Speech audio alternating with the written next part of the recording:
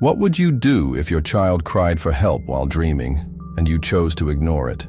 This isn't just a story about a boy. It's a study of a broken mind forming in silence.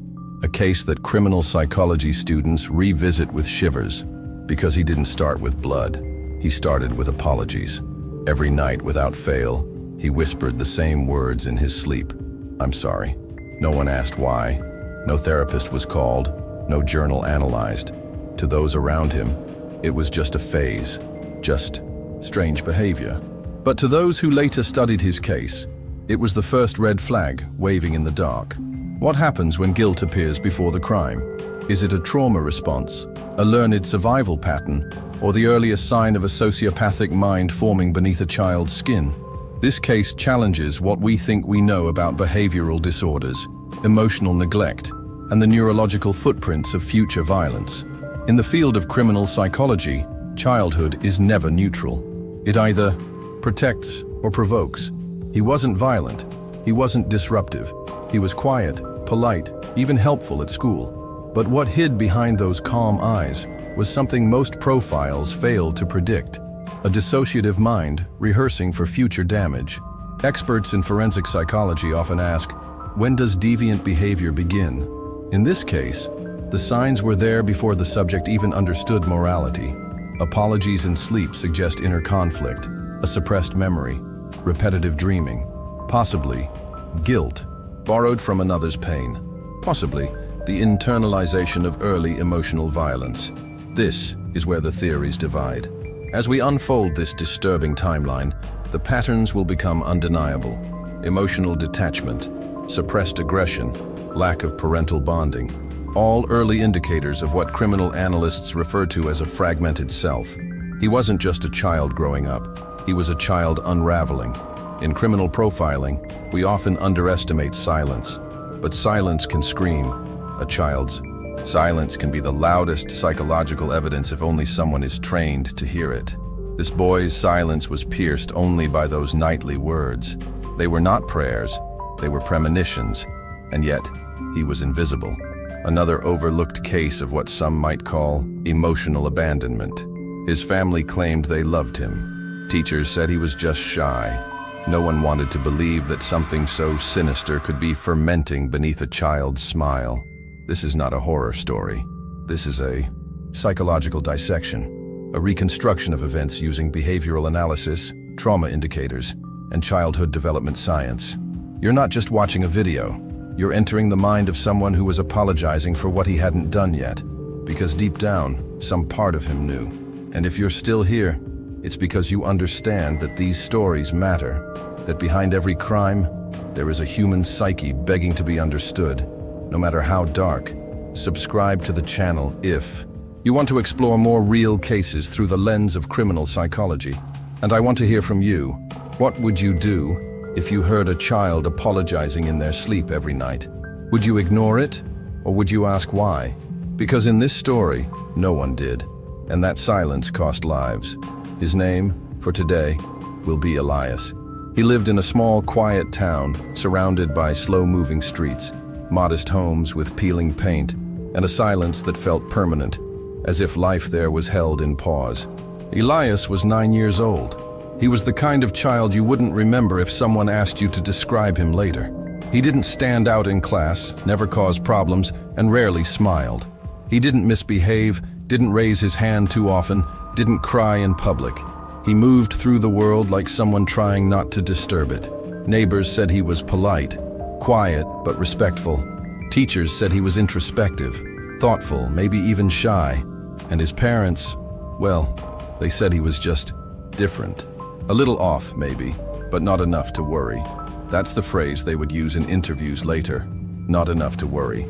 But behind closed doors, in the space between waking and sleep, something in Elias began to speak. Every night around the same time, his parents would hear a soft voice through the baby monitor they still used, even though he wasn't a baby anymore. At first, they thought he was talking in his sleep. Then they realized it wasn't just talking. It was repetition. One phrase. Always the same. I'm sorry. Barely audible. Whispered. Sometimes with a small whimper at the end. Other times, just the words. quiet and dry, like he was reading them off a script, burned into his subconscious. They joked about it at first, said maybe he had a guilty conscience, or maybe he was dreaming about something he'd seen on TV. They never asked him about it, never thought to sit down and say, "Elias, do you remember what you dream about? Elias, is there something you want to say?" They didn't want to wake the past. They didn't want to confront the possibility that their child's dreams were trying to tell them something they hadn't had the courage to see. Because Elias didn't behave like a child in pain. He didn't lash out. He didn't scream or throw tantrums. He sat quietly during meals. He made eye contact when spoken to. He did his homework. He fed the dog. But he never laughed. Not once. He never drew colorful pictures or ran outside yelling with the other boys on the street. His drawings were simple. Always done in black, always scenes that looked like something left unfinished. A house without windows, a figure with no face, a sky without a sun. There is a term in forensic psychology called masked affect. It refers to individuals, often children, who appear emotionally neutral on the outside, but internally experience a storm of suppressed emotion, usually trauma-based.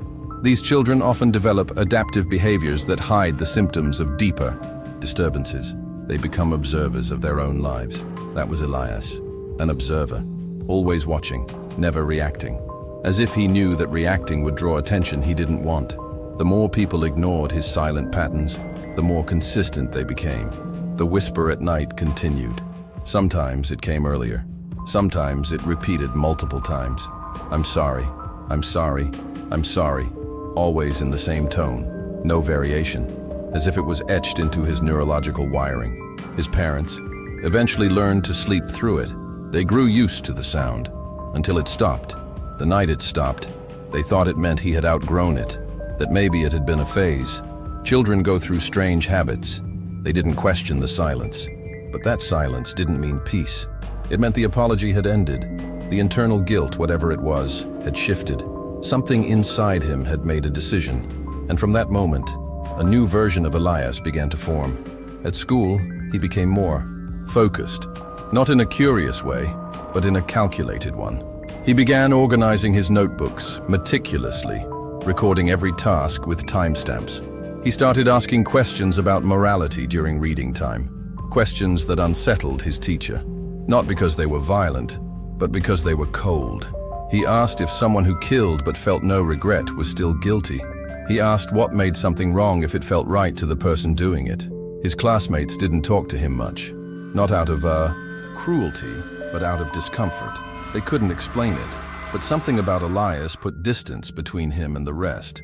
There's a concept in criminal profiling called intuitive aversion. It's the unconscious avoidance of someone who emits subtle cues of psychological danger. Children feel it strongly, and the other kids at school avoided Elias without realizing why. At home, things were uneventful, or at least, that's what it looked like on the surface. But small things began to change. The family dog refused to sleep in his room. Elias began keeping his door locked. His younger cousin, during a family visit, cried after being alone with him for just 5 minutes.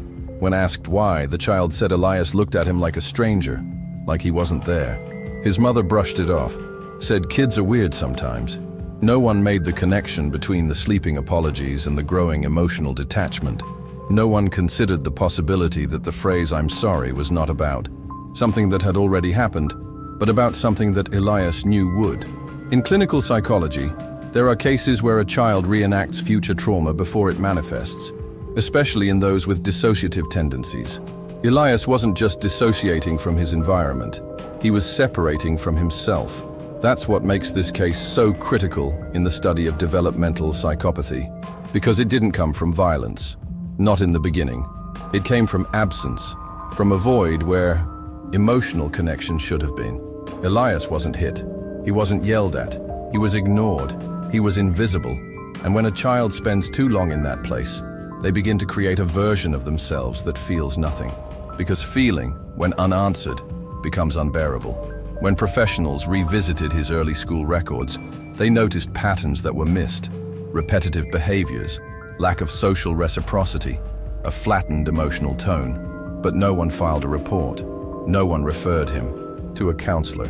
And so, The version of Elias that the world needed to meet was never introduced. Only the version he created alone remained. A version that learned to mimic empathy, to mirror normalcy, but internally processed human interaction as calculation.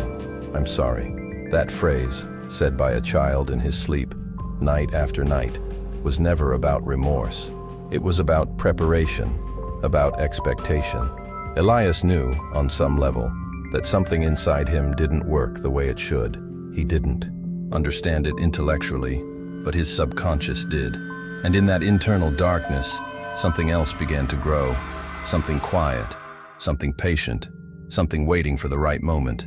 That moment wasn't marked by a scream or a breakdown. It wasn't a violent outburst or a public warning. It came in silence, just like everything else in Elias's life. And it would be years before anyone realized what had been forming in the quiet corners of his childhood. By then, it would be too late. But not yet, because we're still at the beginning. We're still walking through the hallway of his early mind, where apologies echo and no one listens. And if you're still here, it's because you feel the same unease the investigators felt when they uncovered the early recordings. The same chill that ran down the psychologist's spine when she heard the phrase from a police file and realized what it really meant. This is not just a story, it's an unraveling, one layer at a time. Elias is not the only child who ever whispered guilt before guilt had a name. And this is where we begin to understand how childhood, silence and neglect can sculpt a mind capable of darkness long before the first shadow falls. Before you continue with this content that reveals the hidden side of human behavior, you need to check out the ebook, Manipulation. Inside, you'll uncover the mechanisms behind mind control, behavioral influence, and the silent strategies used by people who manipulate their environment without being noticed. It's a true map of the mind. You'll learn how real psychological control techniques work, and how some individuals camouflage, strike, and influence others while staying invisible. You need to take this knowledge to the next level, because in the psychological game, those who don't understand become pawns. After the video ends, open the link in the description and get the ebook. At first, it was just the drawings. Nothing graphic, nothing overtly violent, but there was something wrong with them. The shapes were always off. Houses without doors, people with no eyes, trees with twisted branches that seemed to reach for something invisible. Elias used only one color, black. No outlines, no background, no imagination that wandered into fantasy or play. Just cold, empty spaces and dark, dense lines. His teacher kept the first few in a folder marked for parent-teacher conferences, but they were never shown. She told herself that children go through phases, that maybe he was just quiet. Maybe he was just creative in a different way. It wasn't until the fourth drawing that she paused. It depicted what looked like a body lying flat on a floor, arms stretched unnaturally, with lines radiating from the head like cracks. Behind it, a small figure standing. No face, just a black smudge. She asked Elias what it was, and he said without hesitation, "It's someone falling asleep forever." Then he went back to his seat like it was nothing. No emotion. No humor, no fear, just the statement, clinical and final. She didn't report it. Psychology teaches us to observe patterns, not incidents. But those around Elias weren't psychologists. They were regular people, relying on gut feelings and common sense, both of which can be tragically limited when a child's suffering is silent. He began showing mood shifts that were difficult to explain. In the morning, he would be alert and cold, refusing to engage. By afternoon, he would speak in whispers to himself, mouthing words with no sound. Sometimes he would flinch when touched, even lightly. Other times he would stare, motionless, for long stretches of time, as if time itself had frozen around him. His parents noticed, but said nothing. They had explanations. He's tired. He's just going through something. Maybe it's hormones. They didn't ask questions, not the ones that mattered. Elias's isolation wasn't just social. It was existential. He didn't connect. He didn't bond. Other children weren't friends. They were furniture, present but irrelevant. He moved through hallways without reacting to greetings. If someone bumped into him, he didn't flinch. If someone cried, he didn't look. The emotional world of others passed through him like air, not because he couldn't see it, but because he didn't feel compelled to respond. This is what behavioral analysts often describe as emotional detachment, a hallmark symptom in cases of early conduct disorder. When combined with a lack of empathy and flat affect, it forms a psychological triad that should set off alarms.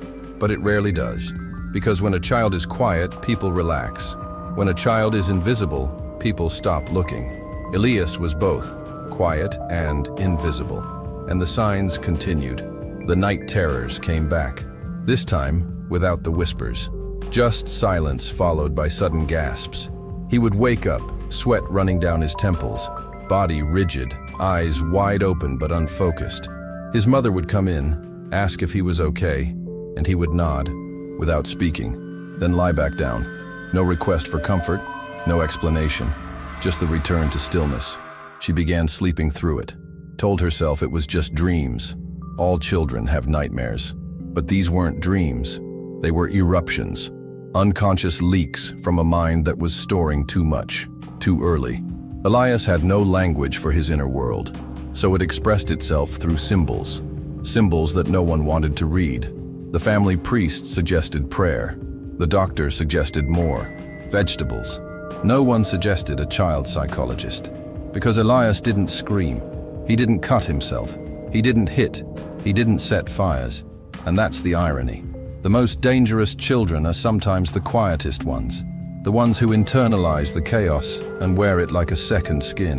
One of his neighbors, an elderly woman who lived across the street, told someone once that the boy gave her chills, not because he did anything to her, but because he never looked her in the eyes. Even when she spoke directly to him, he would look just past her, as if she wasn't there. It reminded her of something she had seen before, decades ago, working in a psychiatric unit. That empty look, that absence of presence. She said something to Elias's mother once, lightly, but was met with an awkward smile and a quick change of subject. That's another pattern worth noting in cases like this. The social discomfort around the warning signs. People see the clues, but they second-guess themselves. They don't want to seem paranoid. They don't want to interfere, and so they stay silent. And in that silence, the signs multiply. Elias's fascination with death began to take a more structured form. He started reading about it, not in a morbid way, but in an academic one. He memorized names of famous serial killers. He understood the difference between homicidal impulse and organized compulsion. He learned about poisons, about anatomy, about the human brain, not from television, from books, from the library. No one noticed. His search history, had anyone thought to check, was filled with terms that no child should be exploring, terms that forensic analysts would later find deeply disturbing, not just how to kill, but how to erase, how to remove, how to make something disappear. He wasn't interested in pain. He was interested in absence, in control. He wasn't violent yet, but he was building a mental architecture that supported it, slowly, quietly, systematically. This is what makes early detection so difficult, because society expects loudness, rage, screaming, blood. But that's not how minds like Elias's operate. They do not explode, they calcify, they become cold, they study before they strike, and by the time they do, it is already too late to ask what could have been done. The drawings became darker, still black, but more detailed. One in particular caught the eye of a substitute teacher. It showed a staircase, and at the bottom, a small figure curled up, with dozens of stick-like figures standing at the top, faceless. It was titled, Alone. When asked about it, Elias simply said it was just something he remembered. He wouldn't elaborate. The teacher marked it down as a creative expression and moved on. But in psychology, we know that recurring themes in a child's creative output are reflective of inner realities. Elias wasn't inventing horror. He was reporting it, his way, without words, without panic. And still, no one intervened, even when he stopped talking. At school, for 3 straight days, even when he locked himself in a bathroom during recess and wrote on the walls with a pen, "Don't open me, don't open me, don't open me." The janitor cleaned it. The principal sent a note home. Elias's mother shrugged. She told the school that he was just having a hard time and that he didn't mean anything by it. That's the problem with warnings. They don't look dangerous until they have a body count attached.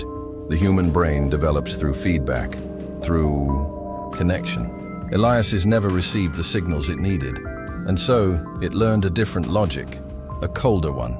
He began testing boundaries in small ways, killing insects, dissecting them, cataloging their parts in a notebook.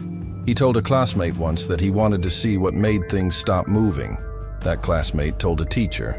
Nothing was done. Children are curious after all. This is why training educators in behavioral red flags is critical, because the early signs of sociopathy don't scream, they whisper, they hide in plain sight. Elias was never out of control. He was in perfect control of himself, of his image, of what he let others see. But the inner self was rotting, slowly, quietly, and with every ignored warning, it grew stronger. The stories he wrote for class began to include disappearances, people vanishing without explanation, families who forgot they had children, shadows that lived under beds and whispered secrets. One story ended with the line, "He left," and nobody even noticed. His teacher circled the sentence and wrote, "Interesting ending." She didn't see it as a signal. She saw it as fiction. And so the fiction continued. If someone had stopped and really looked, if someone had asked the right questions, there might have been a different path. But Elias didn't get intervention. He got permission. Permission through neglect. Permission through silence. Permission to keep building a mind that understood people not as companions, but as puzzles. And, eventually, as objects. And as you're listening to this now, you might be wondering how much more was missed. What else was hiding behind the stillness? Because Elias wasn't just preparing, he was evolving. Each ignored sign wasn't just a missed opportunity, it was an invitation to continue. It happened on a Wednesday. There was no thunderstorm, no screaming, no headline. Just a shift so quiet that most would never call it trauma. But in forensic psychology, the absence of violence doesn't mean the absence of impact. Elias came home that day with his shirt tucked too tightly into his pants, his shoulders higher than usual, his lips pressed into a flat, unreadable line. His father was on the couch, as he always was, a half-empty glass nearby, a remote in one hand, the television playing something no one was really watching. His mother was out. She worked late shifts now, trying to make up for what they never talked about. There was a note left on the table, a few words scrawled quickly. "I'll be back after midnight. Eat something." That was the night Elias understood something that shifted the structure of his internal world. He understood, without words, that he was alone in every possible way, that no one was coming, that no one was watching, that no one was listening. And with that realization, the last thin thread of connection to normalcy broke. His father didn't look at him when he walked in, just nodded once and turned up the volume. Elias stood in the doorway for a while, then went to his room. But he didn't sit at his desk like he usually did. He didn't draw. He didn't write. He just stared at the door for a long time. And then something shifted. He opened his closet, pulled out the shoebox where he kept old photographs and objects. But this time he didn't look at the faces. He tore them, slowly, precisely, not in anger, not with emotion, just with method.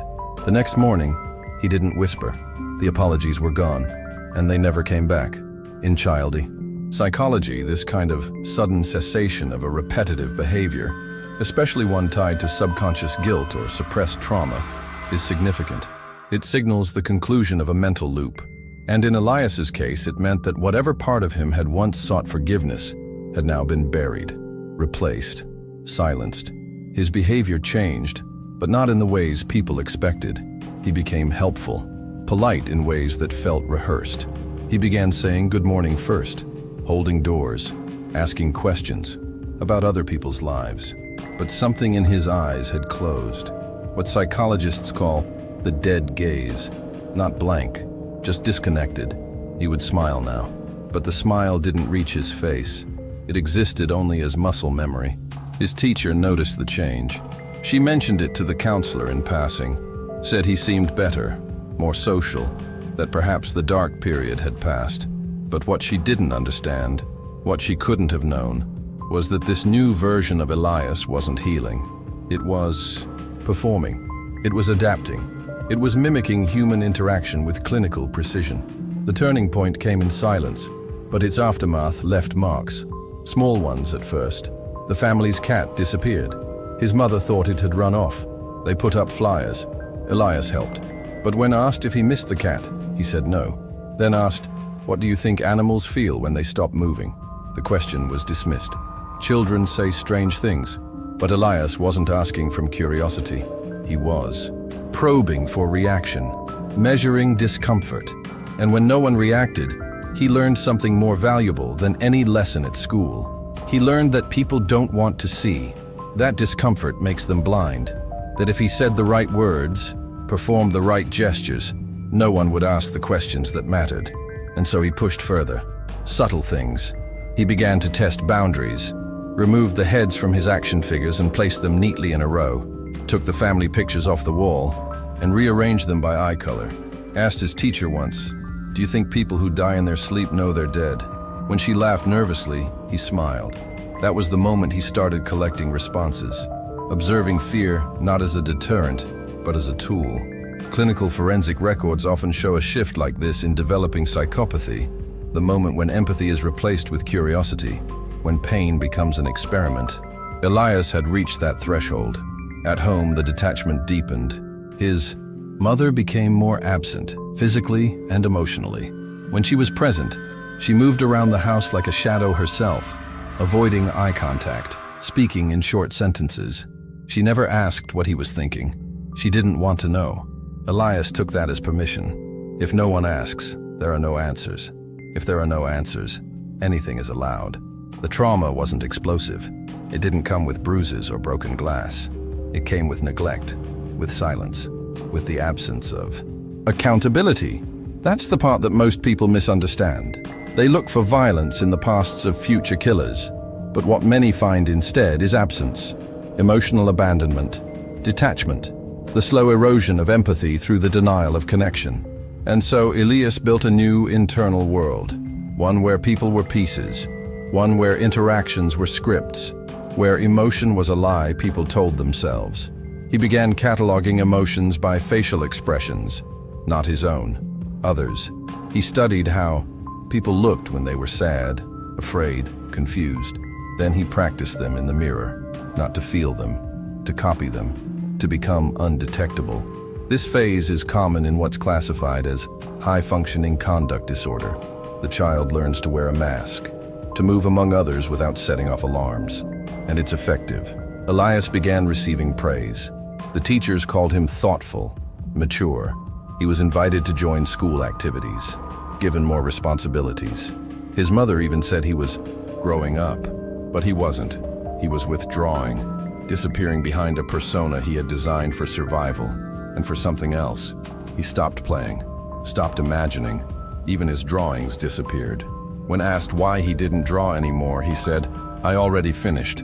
No one asked what he meant. They were relieved. They thought he had outgrown the darkness, that he had turned a corner.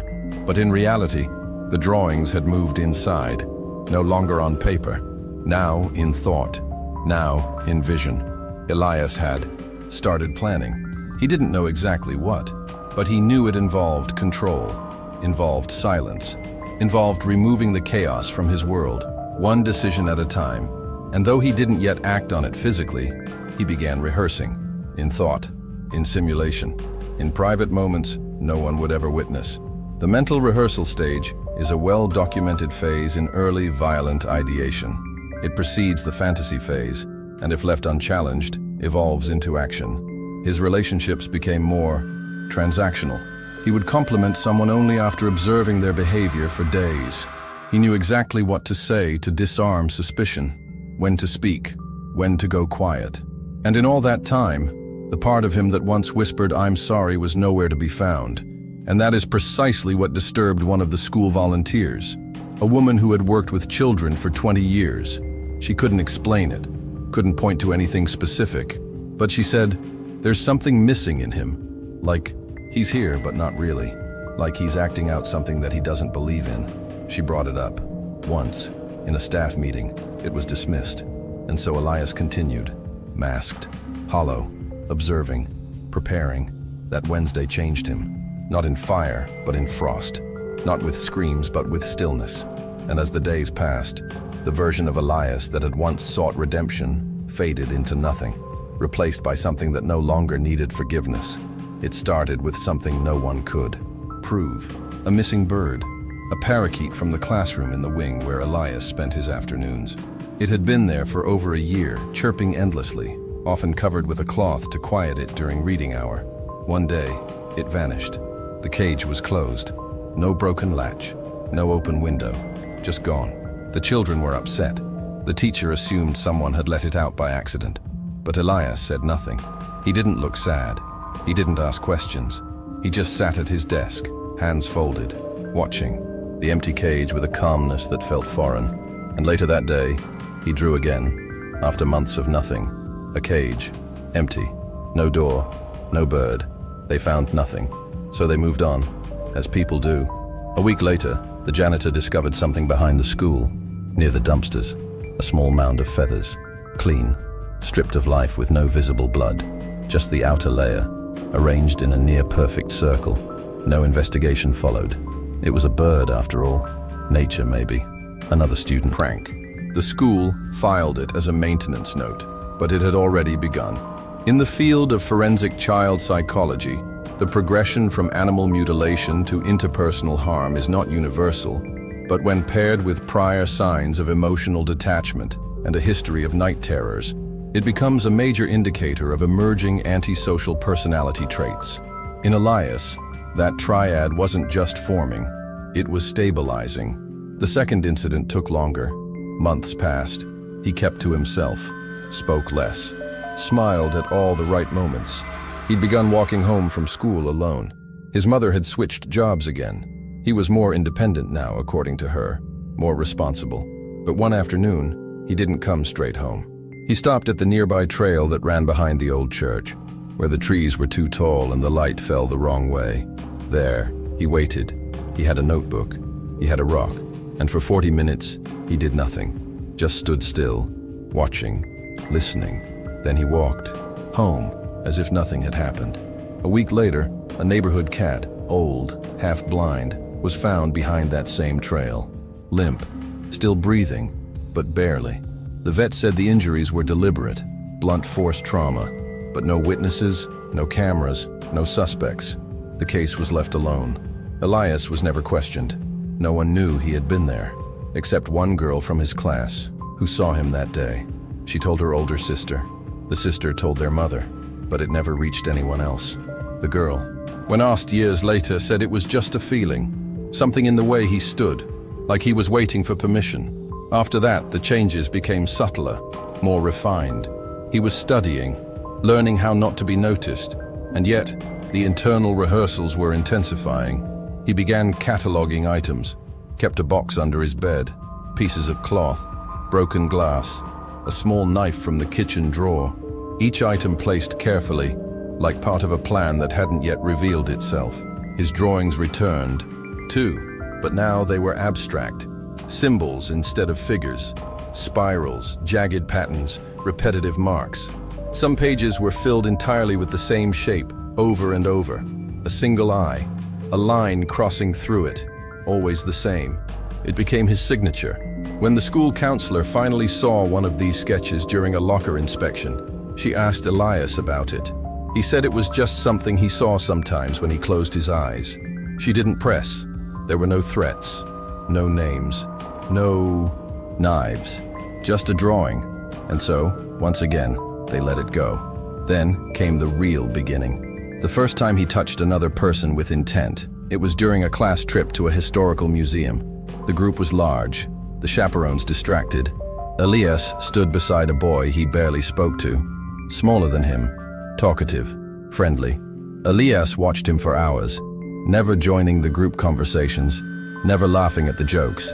And then, in a moment when the boy wandered near the back of the exhibit, Elias followed. There were no witnesses to what he did, only a bruise, discovered later on the boy's ribs. When asked, the boy didn't name anyone, said he fell, but his eyes said otherwise. He stopped talking after that, refused to attend school for 2 days. When he returned, he avoided Elias completely, Cases like these rarely reach formal investigation unless a child speaks clearly, and this boy didn't. Out of fear, out of confusion, out of something deeper he couldn't name. By this point, Elias had stopped reacting altogether. He no longer showed curiosity. He no longer blinked when scolded. He didn't flinch at loud sounds. His affect was flat. In psychological terms, he was deep into the masking phase, presenting a manageable surface while internally detaching further from any normative emotional anchors. The escalation came soon after. A girl in the neighborhood went missing for 3 hours. She was 6, found in the woods, unharmed, but shaken. Said a boy had told her to follow him. Described him vaguely. Thin, quiet, dark eyes. No one thought of Elias. He was never close to anyone. Why would he speak to her? Why would she go with him? But she had seen something in him, something familiar. The calm, the stillness. Children often recognize the absence of chaos as safety. They trust what doesn't move, what doesn't shout. It makes them feel seen. Elias, when asked if he had seen her that day, said no, looked the teacher in the eye and repeated the answer with precision. And the teacher believed him because his tone was perfect, his face unreadable, his record clean. This is where the case becomes darker. He began writing. Pages filled with timelines, with imagined events, people disappearing, bodies hidden. He described them in vague detail, never directly violent, but always final. Gone, removed, erased. And each story ended the same way. Nothing happened. No one noticed. The world kept moving. Those writings were found later, much later, hidden in a box, beneath the floorboard, inside a room that had remained untouched for years. And when they were finally read, investigators saw what they truly were. Not fiction, not fantasy, but preparation. Psychological blueprints for what he would one day attempt. Because by then, he had already begun experimenting with real control. He isolated a classmate during a group project, manipulated him into stealing, then blamed him. The classmate was suspended. Elias received praise for his honesty, for stepping forward. He had created a scenario, engineered a consequence, and watched it unfold exactly as planned. This is the profile of emerging organized psychopathy: calculation without remorse, strategy without hesitation, control without conscience. And still, he had not yet crossed the line of physical violence that leaves undeniable proof, but he was close, very close. He was selecting, observing, testing, each act a simulation, each manipulation a trial run. There was an incident at the park. Boy found crying, clutching his wrist. Said a bigger kid had twisted it, then walked away. Said the kid said nothing, just stared, then let go. No name, no description, no one filed a report. But Elias came home that day with dirt on his shoes and a small cut on his palm. Said he had fallen. No one asked further. His mother was tired, his teacher busy, and Elias knew that no one would stop him. Not now, not ever, because he had learned the most dangerous lesson of all, that the world was blind and he was invisible. There's a moment in every psychological profile where the facts stop explaining and start asking. Elias was never just a boy who changed. He was a case unfolding in real time, an evolving study in what happens when the fragile bridge between emotion and behavior collapses before it's even built. Looking back, it wasn't the events that shocked professionals. It was the precision, the way everything aligned, the early warning signs, the traumatic rupture, the behavioral rehearsal, and finally, the calculated transgression. Nothing about Elias was reactive. It was all intentional. And in criminal psychology, intentionality in juveniles changes everything. He did not act out in rage. He did not kill out of impulse. He constructed scenarios like puzzles, applied pressure until people broke, then watched, measured, learned. This is the psychological root of what experts call instrumental aggression, violence or manipulation used not to release emotion, but to achieve control. And Elias had become fluent in it, without guidance, without therapy, without interruption. What we saw in his development is a textbook progression of effective flattening. His emotional range narrowed over time, not as a result of a specific disorder alone, but because his environment rewarded numbness. The fewer emotions he showed, the more adults trusted him. The more calculated he became, the more praise he received. Politeness became camouflage. Intelligence became a weapon. The very traits that should have raised suspicion were instead interpreted as signs of recovery. That's the failure. Not the system's absence, but its misinterpretation. In forensics, we're taught to look at both data and context. Elias's data, his quiet demeanor, improved grades, social compliance, masked the context, the inner void forming behind those achievements. He wasn't healing, he was perfecting his disguise. And still, the silence remained. No one explored the meaning behind the drawings that stopped. No one asked why his journals lacked emotion. No one wondered why he never mentioned friends or love or fear. He wrote about facts, movement, time, sequences. He described others as functions, as bodies occupying space, never as people. That dehumanization didn't begin with violence. It began with neglect, with a child's repeated failure to feel seen, heard, felt. We often assume that psychological damage leaves dramatic scars, but in many criminal profiles, especially of juvenile offenders with high-functioning traits, the damage is clean, quiet, precise. That was Elias, the boy who measured his world in silences and used those silences as blueprints. His manipulation was not emotional, it was structural. He didn't lie for fun. He lied to create sequences. He moved people into positions, made them act in ways that confirmed his worldview, that people are predictable, that their feelings are irrelevant, that trust is leverage.